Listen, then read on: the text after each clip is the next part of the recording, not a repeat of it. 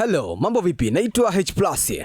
Nikukaribisha katika ripoti maalum inayozama ndani ya mabaki ya utawala wa kutisha wa Cartel de Jalisco Nueva Generation, maarufu kama CGNG, kundi ambalo linasumbua sana nchini Mexico ambalo lilikuwa likiongozwa na marehemu El Mencho. Ipo hivi, baada ya mwongo mmoja wa kuijaza dunia hofu, kiongozi wao asiyekamatika Nemesio Oseguera Cervantes maarufu kama El Mencho hatimaye aliuawa mnamo mwezi Februari mwaka 2026. Tukio hili limeacha umbo la madaraka na machafuko yasiyopata kutokea, huku ulimwengu ukishuhudia jinsi genge hili lilivyojijenga kama jeshi kamili la kisasa lenye teknolojia ya hali ya juu na utajiri wa mabilioni. Sasa hapa nataka nikufafanulie baadhi ya matukio pamoja na uwezo wa genge hili. Moja ni anguko la helikopta ya kijeshi. Huu ulikuwa mwanzo wa kuonyesha ubabe wao. Kwa kutumia RPG, yani Rocket Propelled Grenade, walifanikiwa kuangusha helikopta ya jeshi la Mexico, kitendo ambacho kilithibitisha kuwa CGNG haikuwa genge la mitaani tu, bali kikundi cha kijeshi kilichojipanga. Pili ni viwanda vya vifaru vya narco. Genge hili lilikuwa na gereji za siri ambapo walichukua malori makubwa na kuyazungushia mabati mazito ya chuma ambayo yalikuwa na uwezo wa kuzuia risasi na milipuko. Magari haya maarufu kama Monstruos yalikuwa yakitumika kupenya kwenye maeneo ya maadui zao bila uoga. Tatu ni vita vya anga, yani drones. CGNG walikuwa waanzilishi katika kutumia droni za kibiashara zilizobadilishwa kubeba vilipuzi vya C4. Walizitumia kurusha mabomu kutoka angani dhidi ya polisi na makundi pinzani, mbinu ambayo hapo awali ilikuwa ikitumiwa na majeshi ya mataifa makubwa pekee. Nne ni dola ya biashara ya kimataifa. Hawa wanaingiza dola bilioni 12 kwa mwaka na kufanya kazi nyingi kuliko mashirika ya ndege. Ipo hivi, kwa mapato yanayozidi GDP ya nchi kadhaa ndogo, CGNG ilijiendesha kama shirika la kimataifa.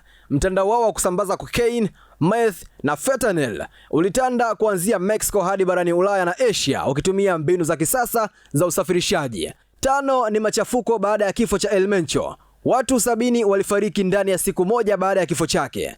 Na ripoti hizi zinaonyesha kuwa mara tu baada ya El Mencho kuuawa mnamo Februari 22 mwaka 2026, genge lake lilijibu kwa hasira kali. Waliziba barabara 250 katika majimbo 20 na kusababisha vifo vya watu zaidi ya 70. Hii inaonyesha jinsi kundi hilo lilivyokuwa na uwezo wa kusimamisha nchi nzima kwa muda mfupi. Nyingine ni dau la dola milioni 15 ambapo serikali ya Marekani kupitia idara ya DEA ilikuwa imeweka dau hili kubwa kwa yeyote atakayetoa taarifa za kukamatwa kwa El Mencho. Na hii ilikuwa ni moja ya dau kubwa zaidi kuwahi kuwekwa kwa mhalifu, ikionyesha jinsi alivyokuwa tishio la kimataifa. Sasa ingawa yeye mwenyewe alikuwa makini sana kutotumia simu au teknolojia ambayo inaweza kufuatiliwa, kwenye picha hapo utaona mbinu ya chain of contact ambapo maafisa hawakumfuatilia yeye moja kwa moja bali walimfuatilia associate, yani mshirika wa mpenzi wake. Mara nyingi watu wa karibu wa viongozi hawa ndio huwa wanatoa siri bila kujua kupitia tabia zao, safari zao au mawasiliano yao. Na hapa ndipo inapokuja kauli ya kusema kwamba mapenzi yalikuwa udhaifu wake.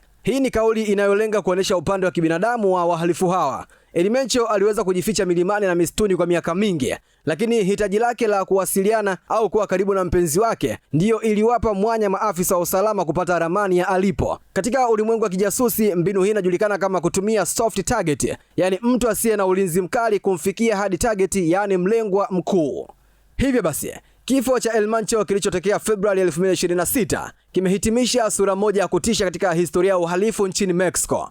Ingawa kiongozi wao amepotea, urithi wa narco tanks, droni za kivita na mtandao wa mabilioni bado ni kitendawili kikubwa kwa mamlaka za usalama. Dunia inasubiri kuona kuuawa kwake kutaleta amani au kutaibua vita nyingine kali ya kuania kiti chake cha enzi. Jina langu ni H+.